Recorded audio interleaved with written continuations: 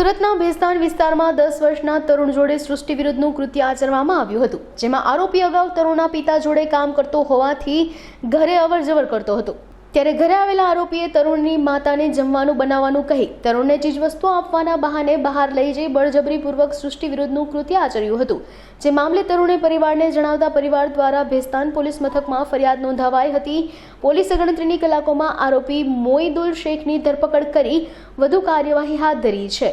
Bhestan police સ્ટેશનની હદમાં એક ઘટના બની જેનો આરોપી કે ભેસ્તાન પોલીસ સ્ટેશન રોકે છે સૃષ્ટિ વિરુદ્ધ કૃત્ય કોઈ બાળક પર કરે છે। શું ઘટના છે ને શું આરોપી વિશે શું જાણકારી આપી? ભેસ્તાન પોલીસ સ્ટેશનમાં એક પોક્સો એક્ટ હેઠળ એક ગુનો દાખલ થયેલો છે। એમાં જે આરોપીનું નામ છે મોઈદુલ જહીદુલ શેખ અને એ ભેસ્તાન ભીંડી બજાર વિસ્તારમાં ઇસ્માઇલનગરમાં રહે છે।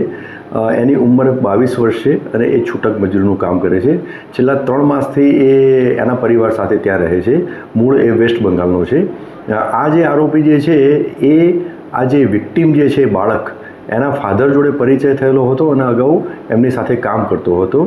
એટલે એ પરિચયના હિસાબે એક વખતે આ વિક્ટીમના ઘરે ગયો અને વિક્ટીમ જે બાળક જે છે એની મધર પરિચિત હતી એટલે એના મધરને જમવાનું બનાવવાનું કહ્યું। એની મધર જમવાનું બનાવવા માટે ગઈ એટલે ત્યારે આ બાળકને લઈ અને આ આરોપી ઘરની બાજુમાં એક રજાનગરની સામે ખુલ્લું મેદાન આવેલું છે ત્યાં લઈ ગયો અને ત્યાં આ બાળક ઉપર જાતીય હુમલો કરેલો હતો।